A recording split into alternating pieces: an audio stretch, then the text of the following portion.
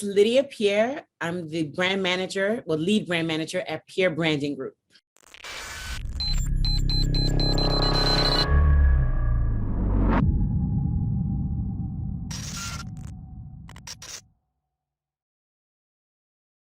Hey, it's Kellen, and today on Diversified Game, she's in Atlanta, but she's a citizen of the world, people. I have Lydia Pierre of the Pierre Brand Management Group, and she's going to give us the game, not just on business, but also what she has going on for Haitian Celebration Month. Did you guys know that in May? You need to know more than sapase. You need to know about the pickles in the back of the refrigerator. That's the one you want because that's the older one. Not the pickles in the back of the refrigerator. Yes, you got to have all that down. So welcome to the show, Lydia. Tell us about yourself and your company and, this Haitian Celebration Month event that you have going on. Oh, well, first of all, Kellen, thank you for having me on your show. And I'm feeling the pool vibes you got going on behind you. I'm a little jealous. Come on down. Yes. But yes, I'm Lydia Pierre of Pierre Branding Group, which is a brand management firm located here in Atlanta. We primarily work with executives transitioning into entrepreneurs because that is actually my plight where I was working. You know how it is. You got to work to kind of feed your passion kind of thing. And then hopefully eventually it turns into its own thing. So that is my quote unquote origin story. And now I am pleased to be able to help others do the same.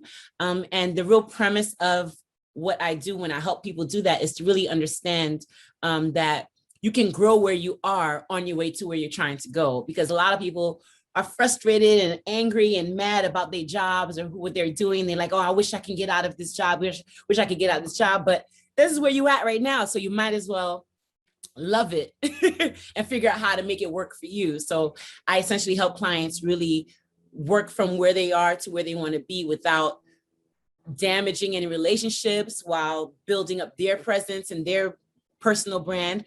And sometimes it positions them to be such an asset to the company that they either don't want them to leave or they end up really just staying and really making great things happen. Or even when they do leave, the company actually becomes one of their clients or support systems or things like that. So I love what I do. I've been doing it for about, I don't want to show my age. Black don't black, you definitely taking care of it. So thank you. I've been doing it for over 15 years now.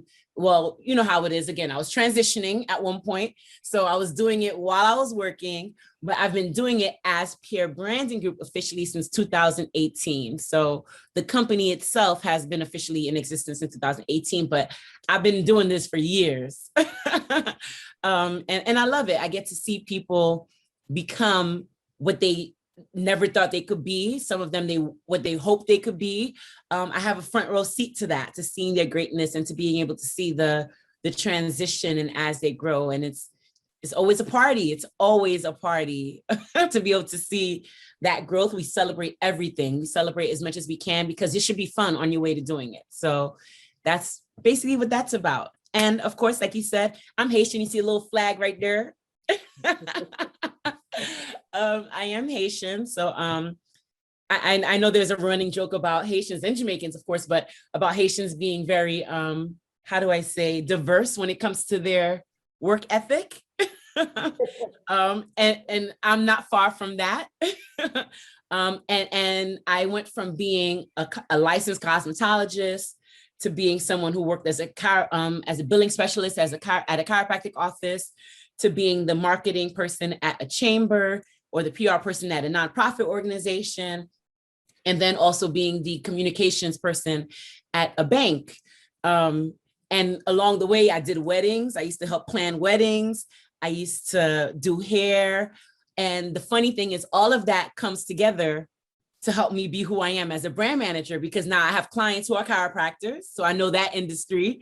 I got part of what I do is help plan events and execute events through my team. So I have a great understanding of that. helping people be able to brand themselves and market themselves, all of the things that I did as this person who was all over the place at one point kind of came together under one umbrella and helped to be able to help me serve my clients in a very relatable way, if that makes sense. It does make sense. And I thank you for sharing that you just didn't get here overnight, because we are seeing that on social media, that people are popping out of Ferraris, popping out of jets, hanging out on the stairs of jets, something that if you've ever flown private, you don't hang on the steps, you get in, you get off. That's how they work. That's, you go, you get in your plane, you go. But when you're talking about people transitioning and maybe going from a job setting to entrepreneur, what do you think the biggest fear or doubt? Is it money or is it self-confidence? Ooh, Kellen, that's deep. Okay. Of course, it's a little bit of both, but I think more than the money, it's the self-confidence. Self-confidence and support system. Because it is scary going out there on your own, and you have to realize that you can't do it on your own. And that's facts. You can't do it on your own, and you shouldn't do it on your own. Just like with any weight loss plan or whatever, if you try and start a weight loss journey, they ask you, do you have a support system at home? Do you have people who can encourage you? Are people going to be eating in your face, making you not want to stick to your diet? It's the same thing. You don't want to start anything without having your support system in place. And the fact of the matter is, not everyone has a thorough support system. And a lot of times it's not because they might not even have it. It might be just because they don't even know that they need it, or that that's something you need to have in place. And you could take on the world if you just make sure you look around and see what your resources are. And you're not doing it by yourself. I mean, there's mad entrepreneurs out here, mad people who are really trying to get it. And there's groups for it. There's gatherings for it. There's videos for it. And you just have to educate yourself. And as you do that, that's where the self-confidence will be built and will come into play.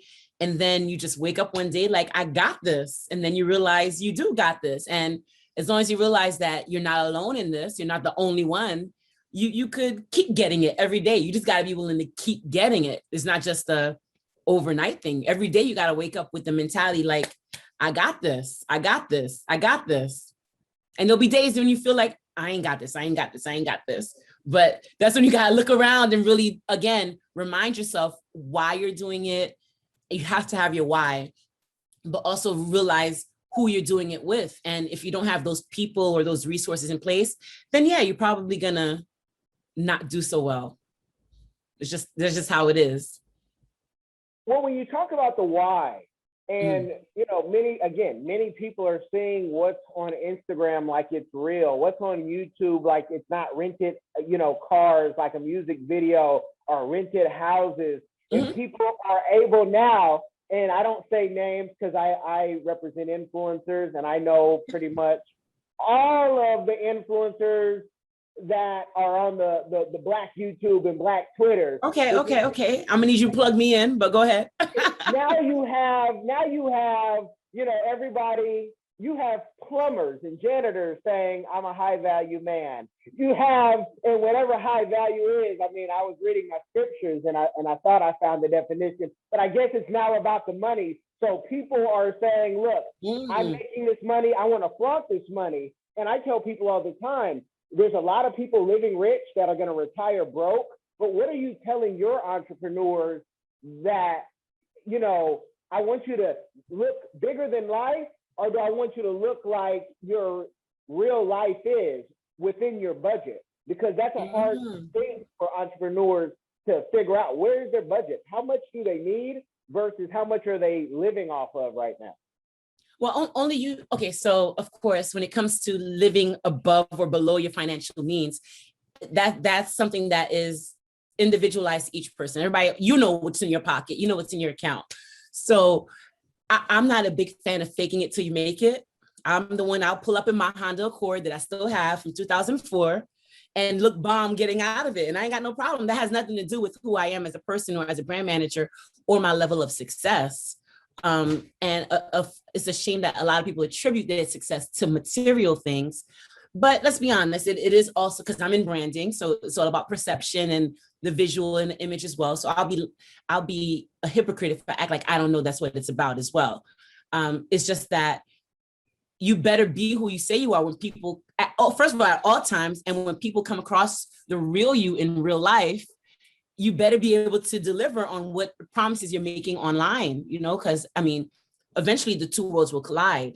Eventually, if you're, depending on the level you're doing it on anyway, eventually everything that's in the dark comes out to light. So, I mean, there's no sense in faking it to that extent where you gotta go rent a car to make it look like it's yours.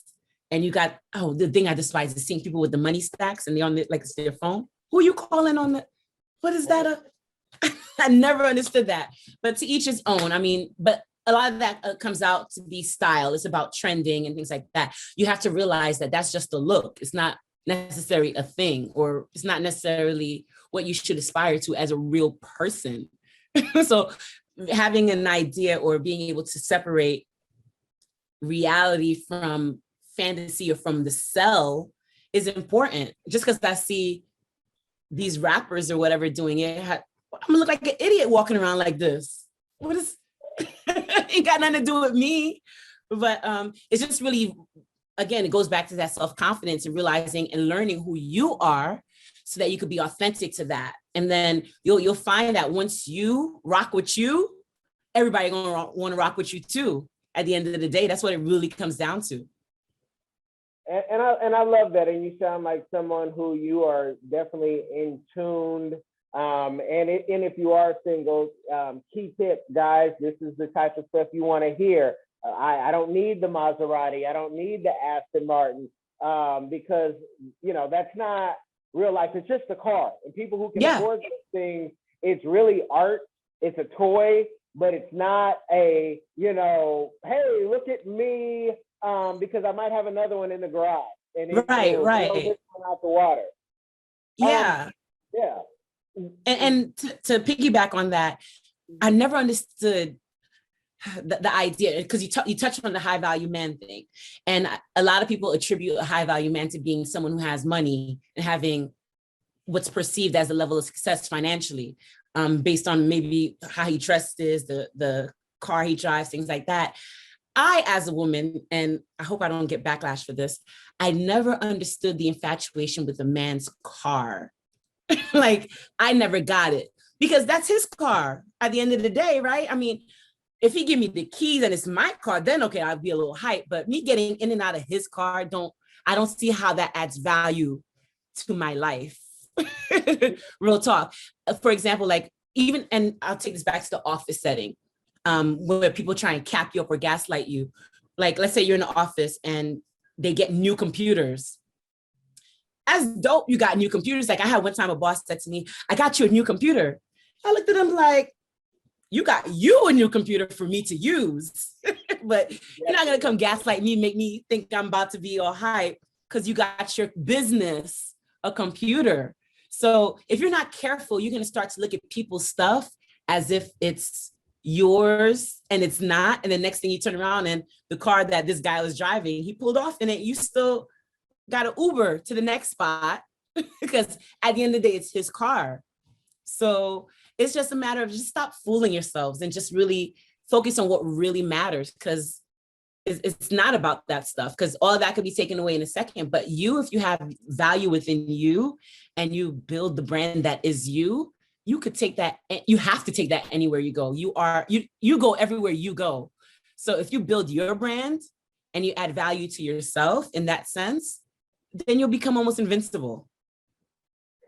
And with that, I mean, knowing yourself, knowing your why, I really want to go, have you have a chance to go deep into the different services you provide, because you sound like someone that you really are compassionate about the work that you do, but it takes money to do what you do. So folks say, I want to go to the next level. And then they come to you like you might be Mother Teresa and say, oh, you won't do it for free? No, you need dinero. So let people know the services you provide and just some general ranges because services can always go up. And I do Yes. mean they can always go up, folks. Absolutely. Time you're buying. But yeah, just give the folks, what they get from Pierre Branding. Okay. And I'm gonna be real transparent too. As an entrepreneur, I'm still figuring it out in the sense that there's moments that happen where it's like, man, I'm not charging nearly enough, or man, I'm missing out on this money, or I'm still figuring that all out. But we do have our price points, but I'm being transparent. This weekend alone, I had to go back and readjust my numbers and take a look at my numbers. Like, Lydia, if you're trying to grow for real, you can't keep undercutting yourself in order to just be out there or to just get a bunch of clients. And of course, when you're starting, you have a starting point, you're starting off in your business, you're trying to just get clients in the door, and that's okay. And I did that in the beginning. We all do that. Sometimes you got to give away free services. You got to figure out partnerships. You got to figure out ways to just get yourself out there. So that's part of it. We call that serving your time, or giving your, paying your dues, so to speak. So there's no way around that. You're not just going to come into any game and not pay your dues. You're going to have to do that, because why pay for your services when I don't even know what you do yet, because you're not out here, when I could go in with this person. But that's essentially what branding is about, branding people into a space where their services are valued over others because of the fact that they have the credibility, they have the backing and support. You could Google them, you could find them, you could find evidence of their work and who they are and who they say they are.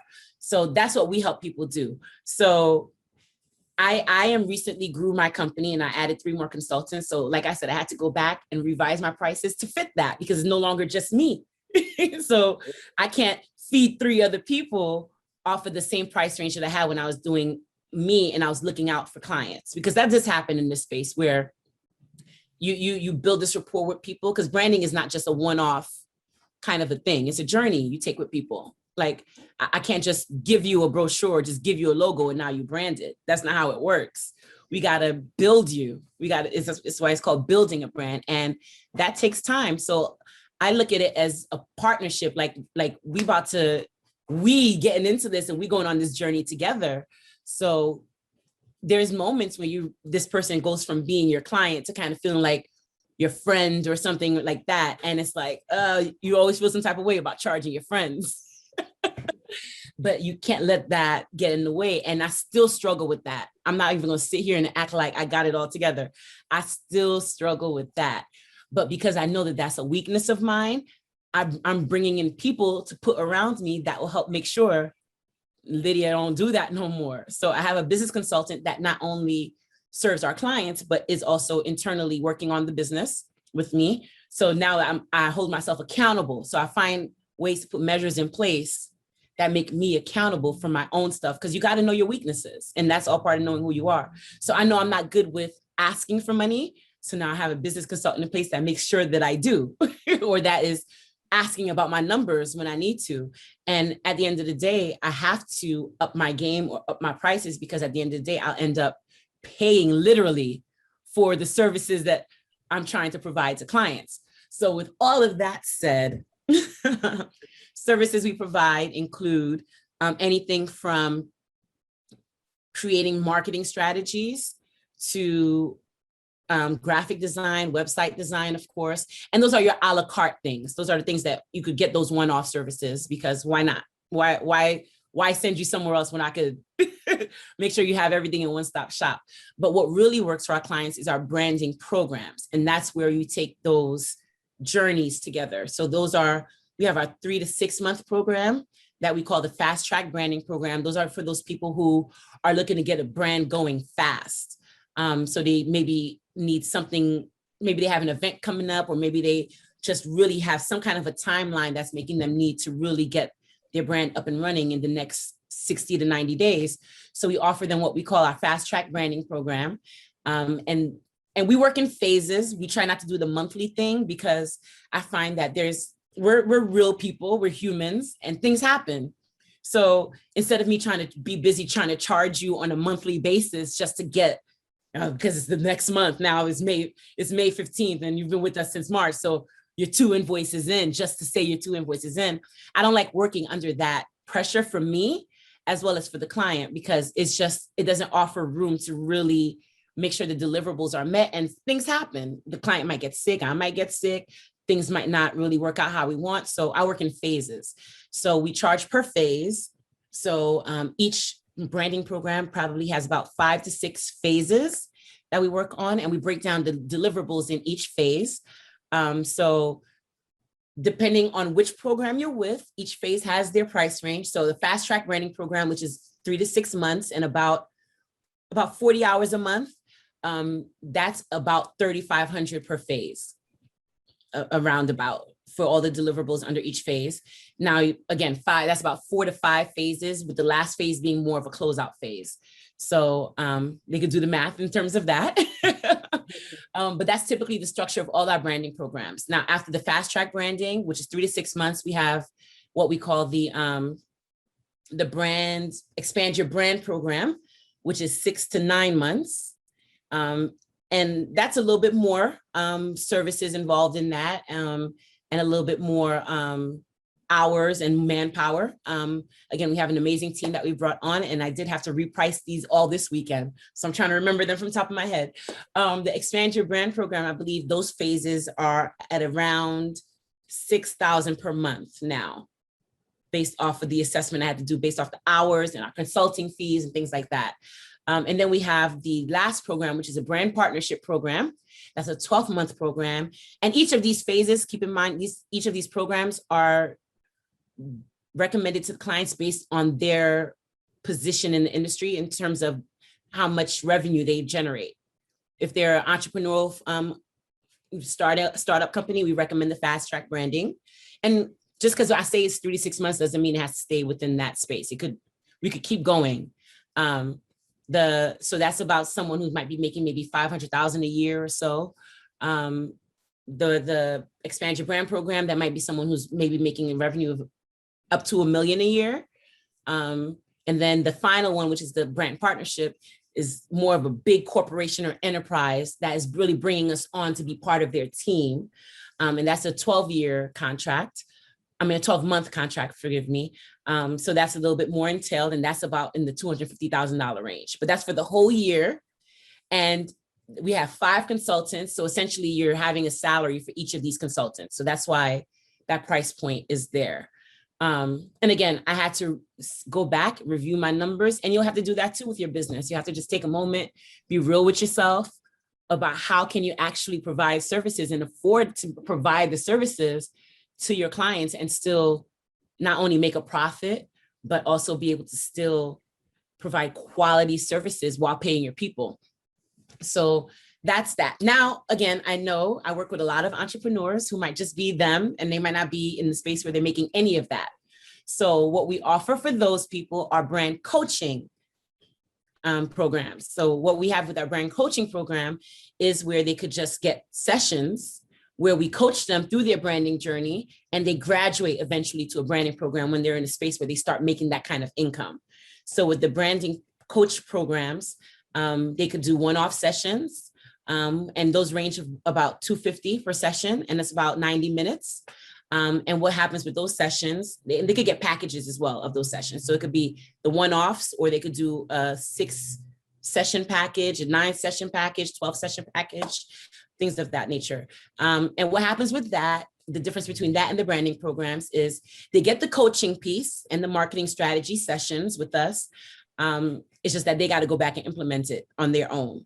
So we might have a session and we talk about, hey, I'm trying to start this t-shirt company. I'm trying to brand it so that it could be appealing to African Americans in the age range of 15, 18. Of course, not people don't always come with all that. We have to kind of coach them through that piece of who their target audience and all that is. But once we identify all that, and we come up with some strategies, they go back, implement those strategies that we put in place, and then they come back to us. And then the next session, we go through what they did, what worked, what didn't work, what we need to do, what we should shift. We coach them through another session. They go back and do it, come back, et cetera, et cetera. And they build themselves that way until they're in a space where they feel like, all right, Lydia, now I got this coming in, I got that coming in. I'm ready to kind of push it onto you because I'm busy. So Well, yeah. Well, it's one thing, you know, you have a lot of services, and she even does mini makeovers or classic wardrobe oh, you did updates. your research, Kellen. And so she can do a lot. But like, let's just say somebody wants you to help them with their social media. Okay. They have to understand that there's also advertising that you may have to pay, or if they want you to updo their wardrobe. Hey, I'll Yes, help you, but you got to have a budget. So we going to Walmart? Are we going to, Saks? that part. Yeah, That part. yeah. So are there any videos that you have for people on a YouTube that say, yo, this is what you need to do to work with us? Because something tells me your clientele that you love helping people, I do. especially so you can see yourself in people and I you're like, do. I want you to come up. Oh man, it's so amazing. And it takes, I'm not even gonna front, it's not me blowing my own horn. I had to come to the realization that it takes a special kind of person to be able to see the greatness in people and want to cultivate it. Because I have my moments, I'm still human. I have my moments where I brand someone or I'm working with someone and I get a little jealous. I'm just being honest. There's those moments and they rise. So I have to acknowledge that those moments may come and be prepared to push past it and realize like, I got to coach myself through that. Like, Lydia, you got to realize you're the one that's helping this person be who they are. And every time they blow up or every time they make that money that you see coming into the account, every time you see that they teaching that and doing this, that's a reflection of your work. I had to tell myself that all the time because these people, they become great and there'll be times that they're making more money than you and you coach them into that space. So you gotta be real with yourself no matter what. And that's the key for me anyway, is to just be honest and true to myself so that I could keep pushing and keep seeing the greatness in these people and remind myself that that's a reflection of you. So like when you say, I see myself in these people, I legit see myself in these people. And sometimes to my detriment, because also part of building a brand, it could go either way. It could benefit you or it can hurt you, because once you start working with the client, start building their brand, essentially, no matter how far they go, you were a part of that. Okay, right? At the same token, if they were to leave you or go off on some other journey or work with someone else or their brand doesn't succeed after they leave, no one knows that it wasn't you still. Once you're attached to someone, you're attached to someone. I mean, it's just how it is. So, I mean, and by the time I would have to literally run behind the person and have my own PR campaign saying, that's not me, that's not me, that's not me. We didn't do that. We didn't do that. Who got time for that? So it's a risk you take too. But I always keep in mind that the people are taking a risk on us because someone's brand, their image, that's them. And for them to bring that to you, they're essentially trusting you with themselves in a way that they don't even trust themselves, if that makes sense. It definitely, as a fellow consultant, it makes sense. I love having these conversations to see that we all go through the same thing. And, when you even say with people don't have enough money, we have packages as well, but we're at a place where we're not looking for any new clientele, but clientele comes. And it's like you're not looking for money and it comes and you say no more than you say yes. But what I find with people who don't, because I love startups, and when people don't have the money and they almost have offensive money to offer you, to say, well, give me a piece of your company and let me be a silent partner. And that has made things, either they run or you start becoming a serial entrepreneur and you take advisory shares at least, and you find out how to get paid later so you can chill out in the shade. Yeah, so, yeah. You're a saint. You're a saint. There's a saint and then there's a shark. And being a saint on your way to sharkhood. Oh gosh, is that where I'm on my way to? Yeah, I feel it though, Kellen. I feel it. I'm scared of it, if I'm being honest. Yeah, I want to know though. What is with that? What is your community give back that you're doing or that you want to do in the future? Oh, I love that. I love that. So a big component of anything I do with clients is always I always have to have a philanthropic component. It's almost like it's I'm not gonna say mandatory, but it's almost like it's a, not a requirement, but whenever I create a strategy for a client or a project, I almost always feel like there has to be a philanthropic component. Because not only does that create more awareness around the brand, because there's people only care about you when they know you care. That goes for people, that goes for companies, that goes for brands, it goes for everything. No one cares about you if you don't care about anything. So if you're in it just for yourself, people can see it. They could see it through the brand. They could see it through the marketing. They could see it through the CEO, that they're just out for self. And when people pick up on that, at least people with good energy and good vibrations, because I'm all about that, they don't want to rock with the brand. When they see it, they can see it in pictures. I'm an empath as well. So that really, it's a problem for me. But as an empath, there's moments I could look at pictures and see the intention behind it, or see the feelings of the person behind it. Same with text messages or voice messages or whatever. Like I could read something or look at something and be like, I could feel the energy behind it, if that makes sense. So if you're out here just for self, people pick up on it.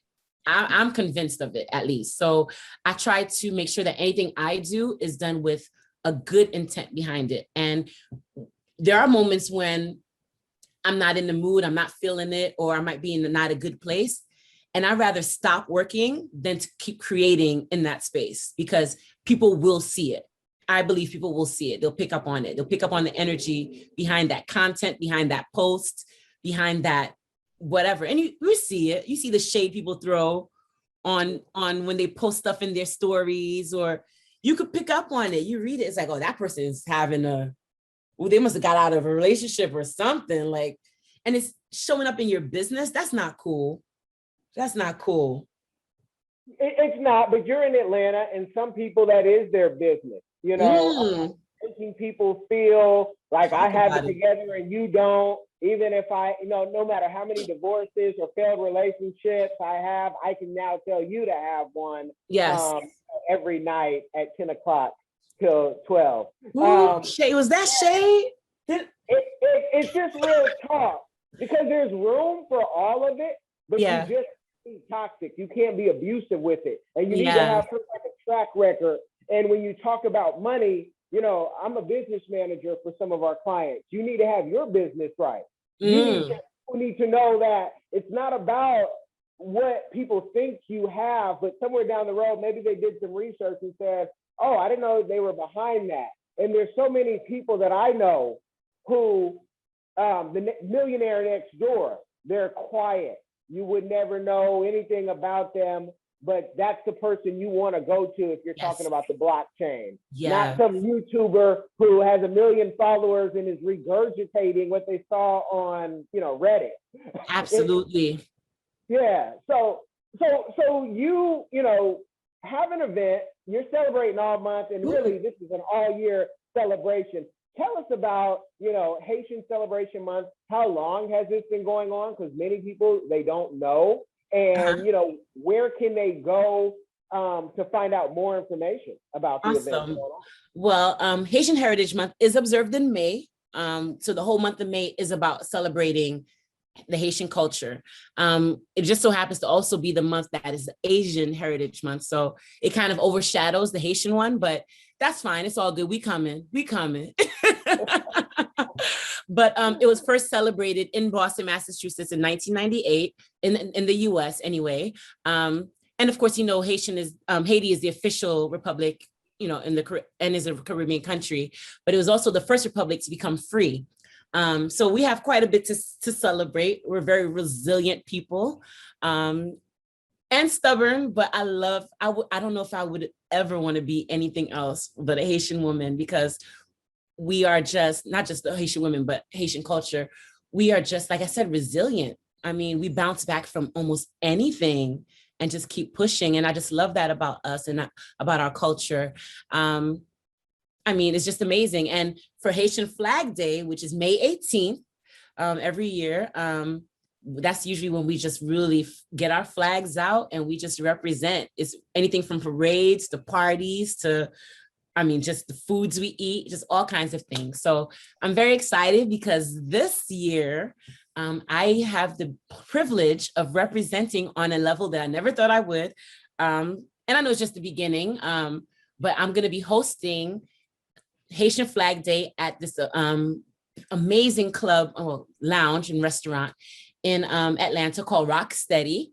Rocksteady Atlanta, which is really garnering a lot of attention as of late because of their very diverse cuisine and very great vibes and the decor and the art that they have there. And I've been able to really build a great relationship with the owners because one in particular is Haitian.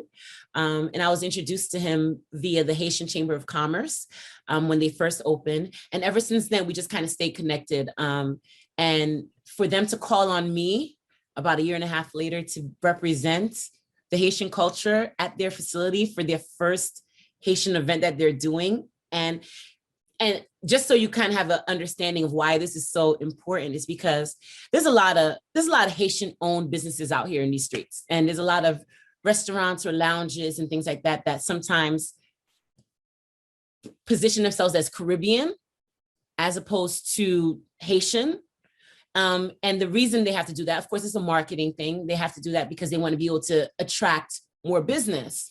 It's just a shame because a lot of times we just feel like we could go to a Haitian party or Haitian event and they'll play all kinds of music. They'll play Afro beats, they'll play reggae, they'll play soca, everything. And then even our own music, it might get play here or there, but it's never, almost never the whole event is about what they say it's about. So that's always been our experience in the Haitian culture as a Haitian American. I've always felt like that's been the case. I could go to a Haitian restaurant and sometimes you never hear Haitian music. You might not see anyone dancing or anything like that, but it's like, I'm at a whole Haitian party. It's like, sometimes that happens. And again, like they'll introduce everybody else's music, but sometimes you go to other Caribbean restaurants or other restaurants in general, and they never try and insert Haitian music just to do it. So it kind of sucks. Wow. So for this restaurant to be willing to do this event where it's going to be promoting the Haitian culture, I think is amazing. And to be the person to lead that, I think that's just so dope for them to, I'm so honored, so honored to be able to do it, especially because not only is it Haitian owned, but it's a very diverse crowd of people that will be exposed to the culture in a new way. So to be able to be in the front lines of that, it's scary too, I'll be honest. It's it's a little scary.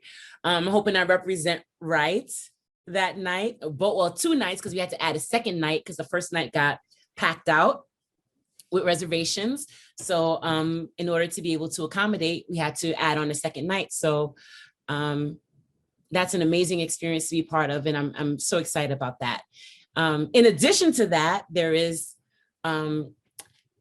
at the end of the month, May 30th is Haitian Mothers Day. I know generally in the American culture, Mother's Day lands on May, the second Sunday in May, I believe.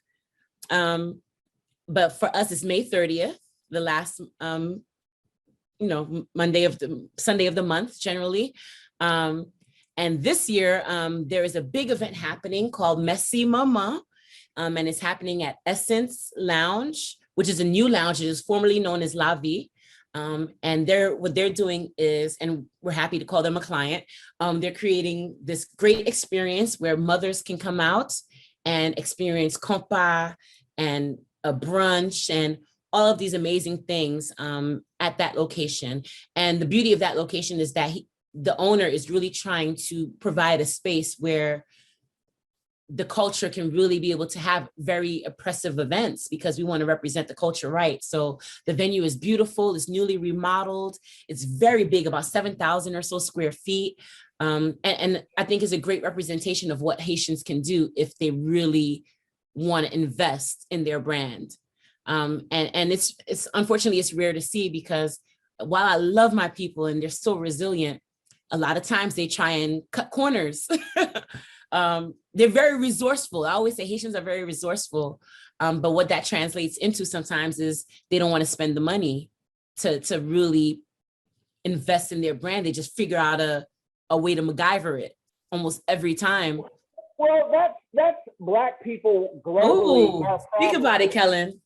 That's the problem, and we all have the same thing. But even saying someone's, you know, I'm in South Florida, somebody's Haitian, somebody's Jamaican, and I ask people, have you done your lineage to see what part of Senegal or Congo or Central Africa are you really from? Because you being from Haiti is only one part of the story, exactly. But you have cultures coming from Africa. And I want to go deep into that off air, because some of the things I'm going to say aren't for the public to know. Got it. Not for public consumption. Yeah, some of these are internal, and I thank you for coming on. And you guys, if you really want to hear that conversation, you can hit me and say, I want to hear more on what you guys talked about. Maybe we'll think of an event we do with some of my influencers that I represent, and we do it like we've done other events in Atlanta. I love it. And we talk about it internally, because, you know, a great general, you never, in the words of Khalid Muhammad, let the enemies know what's going on. And we got to keep things, you know, there. So thank you for coming on, Lydia. Oh, thank you so much for having me, Kellen. I really enjoyed it.